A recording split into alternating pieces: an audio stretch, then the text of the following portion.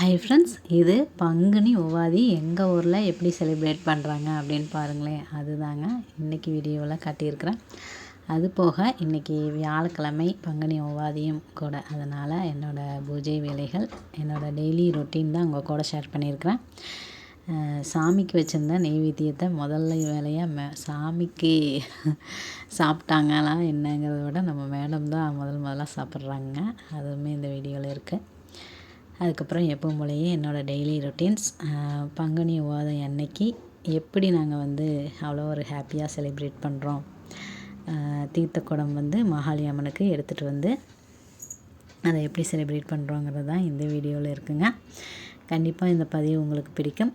வீடியோக்குள்ளே போகிறதுக்கு முன்னாடி, இந்த உலகத்தில் உள்ள ஒவ்வொரு உயிருக்குமே அந்தந்த உயிருக்கு என்ன நல்லது நடக்கணுமோ அது நடக்கணும் அப்படின்னு மனமார இறைவன்கிட்ட வேண்டிக்கிட்டு இன்றைக்கி இந்த வீடியோக்குள்ளே போயிடலாங்க. இன்றைக்கி பார்த்திங்கன்னா,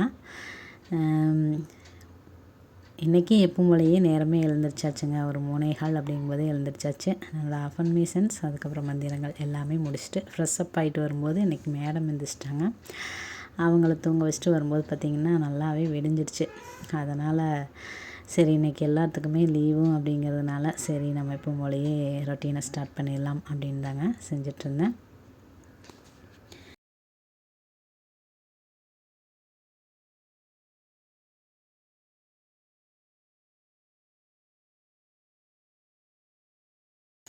நேற்று நல்லா மழை பெஞ்சிருந்தது இல்லைங்களா, அதனால் நல்லா அந்த வேப்பந்தலையெல்லாம் பார்த்திங்கன்னா அப்படியே மண்ணோட மண்ணாக ஒட்டிக்கிச்சு. அதையெல்லாம் சரி நல்லா வெயில் வந்ததுக்கப்புறம் போட்டலாமா அப்படின்னு கூட யோசித்தேன். ஆனால் அதை அப்படியே விட்டுருந்தோன்னா அது பார்க்கும்போது காஞ்ச இலைகள், அதுக்கப்புறம் ஒரு குப்பையாக இருக்கிற மாதிரியே இருக்கும். அதுவே ஒரு நெகட்டிவான ஃபீலிங்ஸை கொடுக்கும். அப்படிங்கிறதுனால நான் என்ன பண்ணேன்னா, சரி கையோடு கூட்டி அள்ளிடலாம் அப்படின்னு சொல்லிட்டு தாங்க செஞ்சிட்ருந்தேன். அதுக்கப்புறம் பார்த்திங்கன்னா சரின்ட்டு எல்லாம் கூட்டி விட்டுட்டு வாசல்லாம் தெளித்து விட்டுட்டு அதுக்கப்புறம் நம்மளோட பூஜை வேலைகளை ஸ்டார்ட் பண்ணியாச்சுங்க. நானும் 2-3 நாளாக பச்சரிசி மாவில் கோலம் போடணும்னு ட்ரை பண்ணுறேன். ஆனால் பார்த்திங்கன்னா மறந்து போயிடுறேன். இன்றைக்காவது அரைச்சி வச்சு நாளைக்காவது போடணும் அப்படின்னு நான் நினைக்கிறேன். அதுக்கப்புறம் பார்த்திங்கன்னா வெளியில் வந்து இன்றைக்கி தீபம் வந்து ஏற்றலைங்க. அந்த வாசலில் இவங்கெல்லாம் எழுந்திரிச்சதுனால பார்த்திங்கன்னா பாப்பா அந்த தீபத்துக்கு பக்கமே போயிட்டுருப்பாங்க. அதனால் ஒரு 5:30 மணி 6 மணிக்கு ஏற்றிட்டோம் அப்படின்னா தீபம் வந்து அப்படியே இருக்கும். ஒரு தானாகவே பார்த்திங்க அப்படின்னா மலை ஏறிடும். அது வந்து கொஞ்சம் நல்லாயிருக்கும். இவங்க வந்து இடையில போயிட்டுருந்தாங்கன்னா இவங்க அப்பாவுமே திட்டுவாங்க. அதனால் சரின்ட்டு இன்றைக்கி தீபம் எதுவும் ஏற்றலைங்க. முன்னாடி ஏற்றலை, உள்ளுக்குள்ளே மட்டும் பூஜை ரூமில் ஏற்றிக்கலாம் அப்படின்ட்டு சரி செம்பருத்தி பூவையெல்லாம் பறிச்சிடலாம் அப்படின்னு சொல்லிட்டு பறிச்சிட்ருந்தேன். அதுக்கப்புறம் பார்த்திங்கன்னா இப்போ மல்லிகைப்பூ சீசன் வந்து நல்லாவே விலை கம்மியாகிட்டே இருக்குங்க. 2 நாளைக்கு ஒரு தடவை வாங்குற மாதிரி இருக்குது. நல்லா இருந்தது.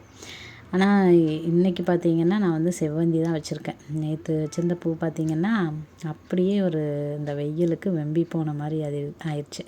இன்றைக்கி வாங்கினோம் அப்படின்னா ஒரு 2 நாளைக்கு இருக்குது. அதுக்கப்புறம் வச்சுருந்தோம் அப்படின்னா வெம்பிடுது. அதனால் நான் வந்து அளவாகவே வாங்கி யூஸ் பண்ணிக்கலாம் அப்படின்னு நான் நினைக்கிறேன். நான் வந்து 40 ரூபாய்னா ஒரு 2 பாக்கெட் வாங்கிட்டுருந்தேன். சரி இனிமேல் ஒரு பாக்கெட் மட்டும் வாங்கிக்கலாம் அப்படின்ட்டு நினச்சிட்ருக்குறேன். இங்கே பாருங்கள், நேற்று விழுந்த அந்த வாழை மரம் பாருங்கள்.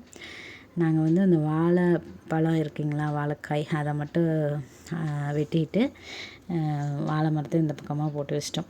இலைகள்லாம் ஏதாவது ஆகுமான்னு பார்த்தோம். ஆனால் அந்த காற்றுக்கு பூரா இலைகளுமே பார்த்திங்கன்னா கிழிஞ்சு இருந்ததுனால சரி வேண்டாம் அப்படின்னு விட்டாச்சு. இன்றைக்கி பாருங்கள் வெயில் நல்லாவே வந்துருச்சு. சூரிய பகவானுக்கு தான் இன்றைக்கி பூஜை அப்படின்னு தான் சொல்லணும்.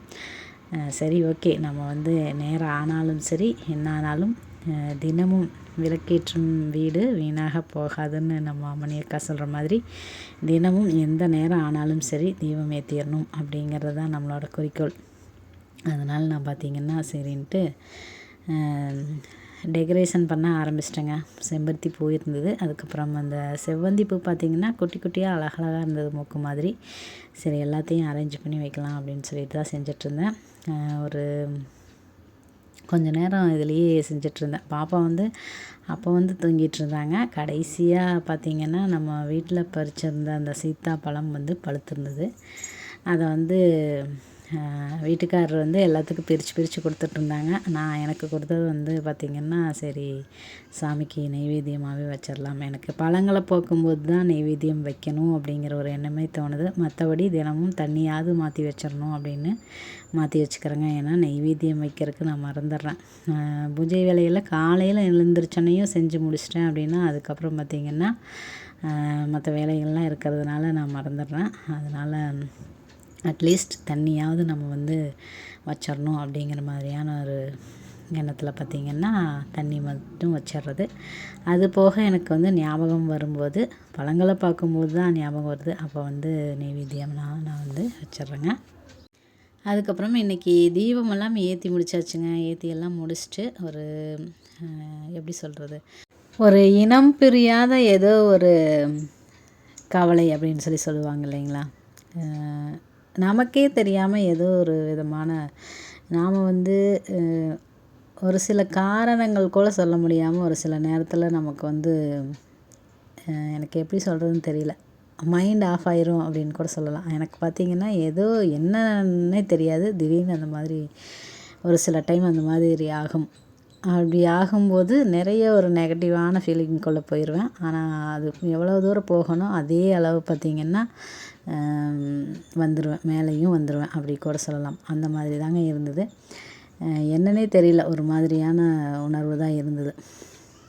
அதுக்கப்புறம் பூஜை வேலையெல்லாம் முடிச்சுட்டு அது என்னென்னு இப்போ நான் சொல்லும்போது எனக்கே ஞாபகம் வந்துருச்சு. என்ன அப்படின்னா, இன்றைக்கி அந்த ஒவ்வாதி அப்படிங்கிறதுனால எங்கள் ஊரில் பார்த்திங்கன்னா ஒரு பக்கத்தில் இருக்கிற கோயில் இந்த மாதிரி எங்கெங்கே நீர்நிலைகள் இருக்கோ அங்கேருந்து வந்து கோயிலில் இருக்கிற குளத்துலேருந்து நீர் எடுத்துகிட்டு வருவாங்க இல்லைங்களா, தீர்த்தம் எடுத்துகிட்டு வருவாங்க. அதை எடுத்துகிட்டு வந்து நேற்றே வச்சிட்டாங்க அப்படின்னு வீடியோவில் நான் சொல்லியிருப்பேன்.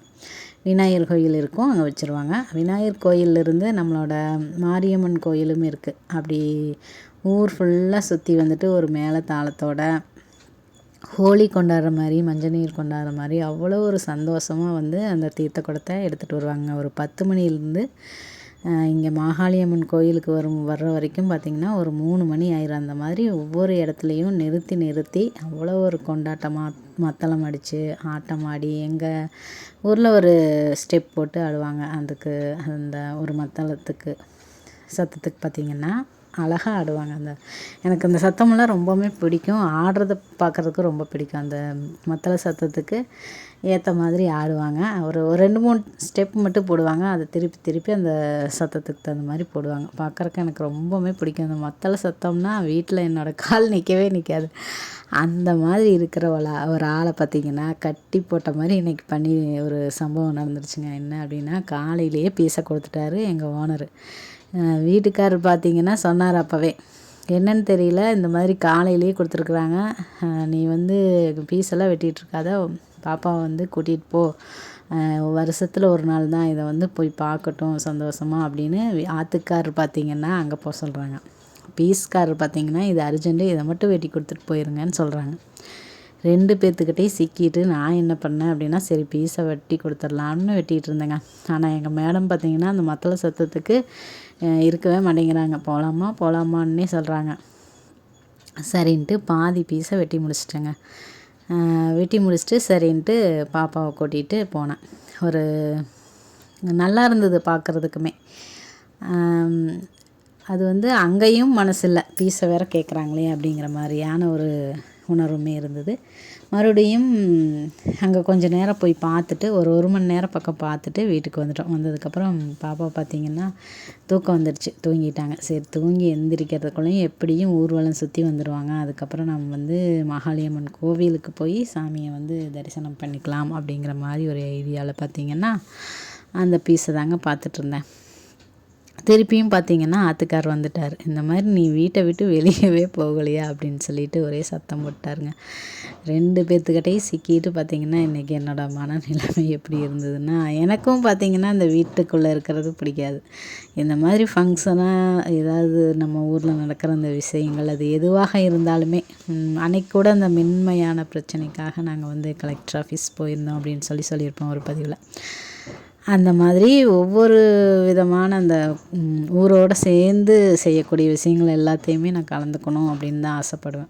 வீட்டுக்குள்ளே இருக்கிறது அப்படிங்கிறது பிடிக்காத ஒரு விஷயம்னு கூட சொல்லலாம். ஒரு பொங்கலாக இருக்கலாம், ஒரு திருவிழாவாக இருக்கலாம், அது எதுவாக இருந்தாலும் அந்த சந்தோஷமாக எல்லோரும் சேர்ந்து ஒரு மேளதாளத்தோட மத்தள சத்தத்தில் அவ்வளோ ஒரு அழகாக ஆடுவாங்க.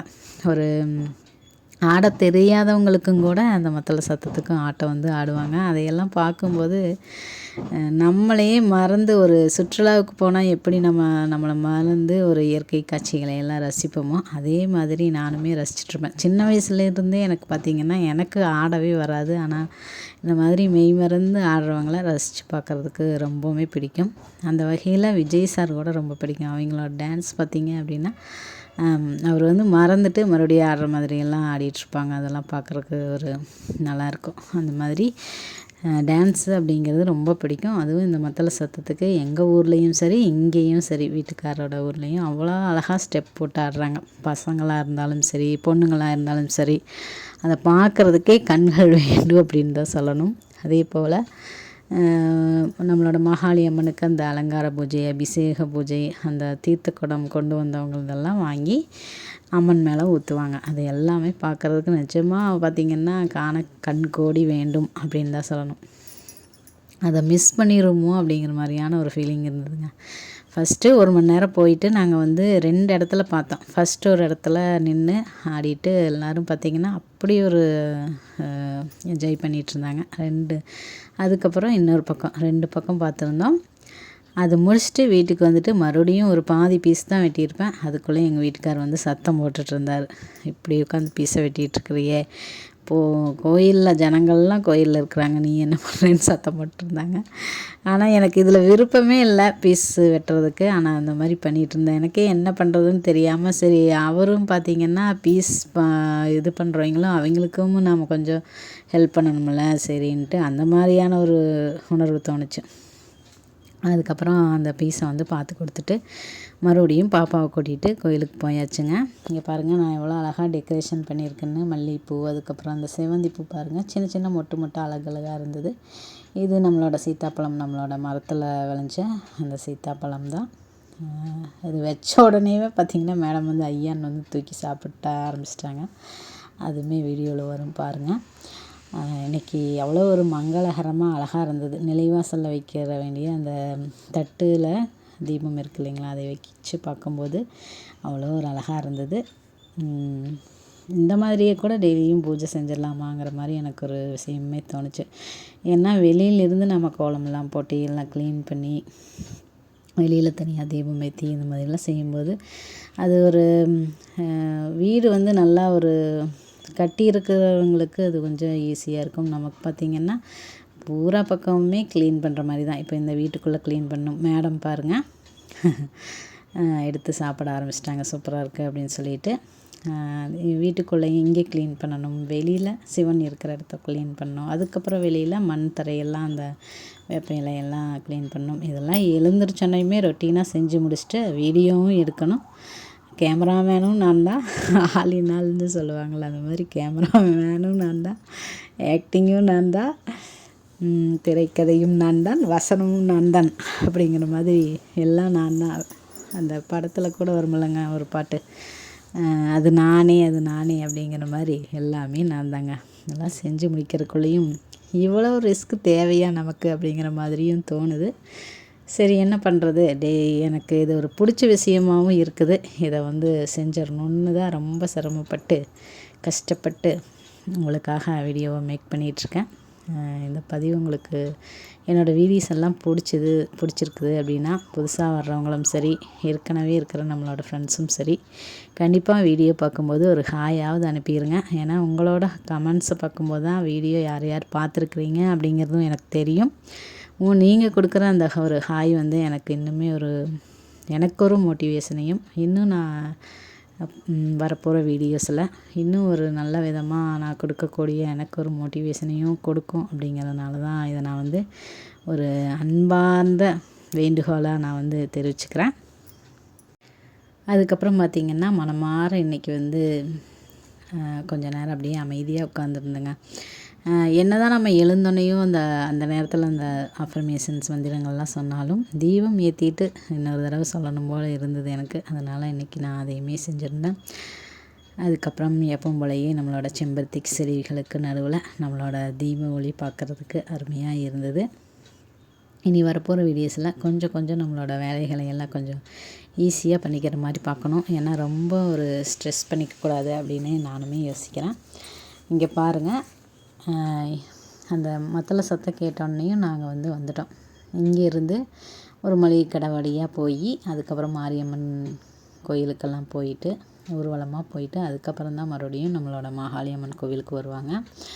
இங்கே பாருங்கள், அந்த ஹோலி மாதிரி நம்மளோட வருணுக்கு பாருங்கள் தயிரெல்லாம் அப்பி விட்டுருக்குறாங்க. இப்போ பார்த்திங்கன்னா மஞ்சள் மட்டும்தான் பூசிகிட்ருப்பாங்க. குழந்தைங்க பார்த்திங்கன்னா கலரும் பூசிக்கிறாங்க. கையில் கிடைக்கிறதெல்லாம் பூசிட்டு அப்படி ஒரு விளையாட்டாக, ஒரு என்டர்டெயின்மெண்ட்டாக, ஒரு என்ஜாய்மெண்ட்டு அப்படி பண்ணிகிட்ருந்தாங்க. பார்க்கும்போது நம்ம அதில் போய் கலந்துக்கலைனாலும் பார்த்து ரசிக்கிறதுக்கு ரசிகர்கள் கூட்டம் அப்படிங்கிற மாதிரி இங்கே நாங்கள் உட்காந்துருந்தோம். எங்கள் மேலே எதுவும் மஞ்சள்லாம் பூசிடாதீங்கப்பா அப்படிங்கிற மாதிரி. அப்படி இருந்தும் 2 பேர் பூசுறதுக்கு வந்தாங்க. நான் பார்த்திங்கன்னா வேண்டாம். இந்த பக்கம் பார்த்திங்கன்னா ஐஸ் கொடுக்குறவங்களும் கொடுத்துட்ருந்தாங்க. வருணோட அப்பா, நம்ம பாப்பாவோட அப்பா பார்த்திங்கன்னா எங்கள் வீட்டுக்காரரு ஜூஸ் வாங்கி கொடுத்தோன்னு சொல்லியிருந்தாங்க. அவங்க இன்னும் கொஞ்சம் முன்னாடியே வாங்கி கொடுத்தோன்னு சொல்லியிருந்தாங்க. அதனால் நாங்கள் வரல அப்படின்னு சொல்லி நினச்சிட்டாங்க. இந்த இடத்துக்கு வரும்போது தான் நாங்கள் வந்திருந்தோம். ஆனால் இதுக்கு முன்னாடி அந்த ரோட்டில் வரும்போது அவங்க ஜூஸ் எல்லாம் கொடுத்துருந்தேன் நான் இன்றைக்கி. அதனால் நான் உன்னை பார்க்கவே இல்லையே அப்படின்னு சொல்லி நாங்கள் சொல்கிறதையும் நம்பவே இல்லைங்க. இங்கே பாருங்கள் எப்படி ஒரு என்ஜாய்மெண்ட்டாக ஆடிட்டுருக்காங்க. கடைசத்தை வச்சுட்டும் காவடி வச்சுட்டுமே ஆடிட்டுருக்குறாங்க. உண்மையிலேயே இது ஒரு எனக்கு ஒரு என்ஜாய்மெண்ட்டு தான். வருஷத்தில் ஒரு தடவையும் சரி நம்மளுக்கு கிடைக்கிற ஒரு சின்ன சின்ன விஷயங்களை நம்ம பயன்படுத்தி நம்மளோட வாழ்க்கையும் ஒரு உற்சாகமாகவும், நம்ம எதுக்காக இவ்வளோ தூரம் போராடிட்டுருக்குறோம், இந்த ஒரு என்ஜாய்மெண்ட்டு கூட இல்லாமல் அப்படி ஒரு ஸ்ட்ரெஸ்ஃபுல்லான லைஃப்குள்ளே நம்ம இருக்கணுங்கிறது அவசியம் இல்லை அப்படிங்கிறது இந்த மாதிரி சின்ன சின்ன ஃபங்க்ஷன், கிராமத்தில் நடக்கிற ஃபங்க்ஷன்லாம் நீங்கள் கலந்துருந்தீங்க அப்படின்னா கண்டிப்பாக உங்களுக்கு புரியும் அப்படின்னு நான் நினைக்கிறேன். நானுமே இப்போ பார்த்திங்கன்னா எதையுமே மிஸ் பண்ணக்கூடாது அப்படின்னு சொல்லி நிறைய விஷயங்களை பார்த்திங்கன்னா நான் கலந்துக்கிறேன். ஏன்னா இதை தவிர வேறு ஒரு இன்பம் அப்படிங்கிறது எதுவும் இல்லை இல்லைங்களா? ஒரு ஹாப்பினஸ் அப்படிங்கிறது. இங்கே பாருங்கள், எல்லாருமே சேர்ந்து ஒரே மாதிரியே ஆடுவாங்க. அது ரொம்பவுமே நல்லாயிருக்கும். அவ்வளோ ஒரு ஹாப்பினஸ்ஸாக அந்த தீர்த்த குடத்தை வச்சுட்டு அப்படியே ஒரு ஆடுவாங்க. கூடையே அந்த வண்டியுமே வந்துகிட்டே இருக்கும், தண்ணி வண்டி. வெயிலெல்லாம் அதிகமாக இருக்கிறதுனால தரையை நனைச்சி விட்டுட்டே இருப்பாங்க. அது ரொம்பவுமே நல்லாயிருக்கும். இதையெல்லாம் பார்த்து முடிச்சுட்டு பார்த்திங்கன்னா என் மனசில் இருந்த அந்த சஞ்சலங்கள்லாம் கொஞ்சம் விலகிருச்சு. ஒரு காலையிலேருந்து இந்த ஃபங்க்ஷன்லாம் பார்த்து முடிச்சுட்டு இப்போ இது ஊர்வலம் போயிட்டு மாகாளியம்மன் கோயிலுக்கு வந்துடுவாங்க. வந்ததுக்கப்புறம் தான் இவங்க அப்பா சொன்னதுக்கப்புறம் நான் பாப்பாவை கூட்டிகிட்டு போயிருந்தேன் இல்லைங்களா? அங்கே சாமி கும்பிட்டு அப்போ செல்ஃபோன் எடுத்துகிட்டு போகலை. அதனால் அங்கே வீடியோஸ் என்னால் எதுவுமே எடுக்க முடியல. அதுக்கப்புறம் சாமியெல்லாம் கும்பிட்டு அங்கே அன்னதானமே கொடுத்துருந்தாங்க. அதை சாப்பிட்டு அதுக்கப்புறம் வீட்டுக்கு வந்துட்டு அதுக்கப்புறம் தான் பீஸை ரெடி பண்ணி அதுக்கப்புறம் தாங்க கொடுத்துருந்தேன். அவர் கூட கேட்டிருந்தாங்க, நான் அர்ஜென்ட்டுன்னு சொல்கிறேன், இந்த மாதிரி பண்ணுறியம்மா அப்படின்னு சொல்லி கேட்டாங்க. நீங்கள் சொல்லலாம்லண்ணா, அந்த மாதிரி எங்கள் ஊரில் ஃபங்க்ஷன் யாரும் வெட்டி தர மாட்டாங்க, அந்த மாதிரி ஏதாவது சொல்லலாம்ல அப்படின்னு சொல்லும்போது அவர் நாம் சொல்கிற காரணத்தையெல்லாம் எதுவும் எடுத்துக்க மாட்டாங்கப்பா, அதனால தான் நான் அர்ஜெண்ட்டாக பீஸ் வெட்டணும்னு சொன்னேன் அப்படின்னு சொல்லி சொன்னாங்க. சரி, அவங்கவுங்களோட ஒருத்தருக்கும் அவங்களோட கஷ்டம் இல்லைங்களா? அந்த மாதிரின்ட்டு சரி, என்ன ஆனாலும் நாம் இனிமேல் கொஞ்சம் ஜாக்கிரதையாகவே இருக்கணும். ஃபங்க்ஷனை இந்த மாதிரி சின்ன சின்ன விஷயங்களை மிஸ் பண்ணிடக்கூடாது. ஏன்னா இது மட்டும்தான் நம்மளுக்கு என்டர்டெயின்மெண்ட் அப்படிங்கிறது மட்டும் ஒரு குறியாக இருந்தேன். பார்க்கலாம் போக போக. அதுக்கப்புறம் இந்த நிகழ்வுகள்லாம் நடந்து முடிஞ்சதுக்கப்புறம் பார்த்தீங்க அப்படின்னா ஏதோ ஒரு உணர்வு தோணிகிட்டு இருந்தது அப்படின்னு சொன்னேன் இல்லைங்களா? நம்ம கட்டாயப்படுத்தி நம்மளை ஒரு வேலைக்குள்ளே தள்ளின மாதிரி நாம் ஒரு ஹாப்பினஸ்ஸாக இருக்கணும், ஒரு என்ஜாய்மெண்ட் பண்ணணும் அப்படின்னு நினைக்கும்போது ஒரு வேலைகளாக இருக்கலாம், ஒரு சில விஷயங்களாக இருக்கலாம், நம்மளை போட்டு அழுத்தும்போது அதுலேருந்து வெளிவர முடியாத மாதிரியான ஒரு ஃபீலிங்காக இருந்தது. அப்புறம் அவங்களையுமே புரிஞ்சுக்கிட்டு அந்த பீஸை கொண்டு போய் கொடுத்துட்டு வந்துட்டு அதுக்கப்புறம் இந்த நிகழ்ச்சியிலையுமே கொஞ்சம் கலந்துக்கிட்டு அதுக்கப்புறம் ஒரு சாயந்தரம் அப்படிங்கும்போது எனக்கு ஒரு விஷயம் மனசில் தோணுச்சுங்க. அதை தான் உங்கள் கூட ஷேர் பண்ண போகிறேன். எத்தனையோ விஷயங்கள் நடந்தாலும் சரி, நம்மளை வந்து போட்டு அழுத்தினாலும் சரி, அதிலிருந்து நம்மளால் மீண்டு வர முடியும் அப்படிங்கிறது ஒன்று மட்டும் உண்மை. எவ்வளோ விஷயங்கள், எவ்வளோ ஒரு கஷ்டங்கள், எந்த விதமான சூழ்நிலைகளாக இருக்கலாம். அது மனிதர்கள் மூலமாக வரலாம், இல்லை இயற்கையாகவே வரலாம், இல்லை செயற்கையாகவே வரலாம். அது எதுவாக இருந்தாலும் அதிலிருந்து கண்டிப்பாக நம்மளால் மீண்டு வர முடியும். அந்த நம்பிக்கை அப்படிங்கிறது, அந்த விஷயங்களையெல்லாம் நம்ம கடந்து வரும்போது, ஒரு கஷ்டத்தையோ ஒரு தாங்க முடியாத இன்னல்களையோ அதை கடந்து நம்ம வரும்போது அதை ஏற்றுக்கக்கூடிய அந்த மனநிலையும் சேர்ந்தே நம்ம கூட வருது. கண்டிப்பாக அதிலேருந்து மீண்டு வரக்கூடிய ஒரு வலிமையும் நம்மக்கிட்டேயும் இருக்குது அப்படிங்கிற ஒரு நம்பிக்கையோட எப்போவுமே இருக்கணும். எப்போவுமே ஒரு விஷயம் நடந்துடுச்சு அப்படின்னா அதில் வந்து நம்ம மூழ்கி போயிடக்கூடாது. ஒரு தோல்வியாக இருக்கலாம், ஒரு பிரச்சனைகளாக இருக்கலாம், ஒரு கஷ்டங்களாக இருக்கலாம். அது எதுவாக இருந்தாலும் அதில் மூழ்கி போயிடக்கூடாது. அதிலேருந்து நம்மளால் மீண்டு வர முடியும். நம்பினார் கெடுவதில்லை அப்படின்னு சொல்லுவாங்க. நம்பிக்கையை என்றைக்குமே விட்டுறக்கூடாது. அப்படி நம்மளை நம்பிக்கையை விடக்கூடிய அளவுக்கு பிரச்சனைகள் ஒன்றும் எவ்வளோ பிரச்சனைகள் வந்தாலும் சரி, அதையும் தாண்டி நம்மளால் மீண்டும் வர முடியும் அப்படின்னு நான் உணர்ந்துக்கிட்டேங்க. நான் உணர்ந்த விஷயங்களை தான் உங்கள் கூட நான் ஷேர் பண்ணிக்கிறேன். இது கண்டிப்பாக எல்லாத்துக்குமே யூஸ்ஃபுல்லாக இருக்கும். எந்த ஒரு இதுலேருந்தும் நம்மளால் வெளிவர முடியும் அப்படிங்கிற ஒரு நம்பிக்கையை கண்டிப்பாக நான் இந்த வீடியோவில் உங்களுக்கு ஷேர் பண்ணியிருப்பேன் அப்படின்னு சொல்லி நான் நம்புகிறேன். மீண்டும் ஒரு நல்ல பயனுள்ள பதிவுடன் உங்களை சந்திக்கிறேன். அதுவரை உங்களிடமிருந்து விடைபெறுவது நான் உங்களுடைய அன்புள்ள தோழி புஷ்பா. இந்த வாழ்க்கை நமக்கும் நம்மளை சுற்றி இருக்கிறவங்களுக்கும் மகிழ்ச்சியவே தரட்டுங்க. தேங்க்ஸ் ஃபார் வாட்சிங் ஃப்ரெண்ட்ஸ். தேங்க்யூ.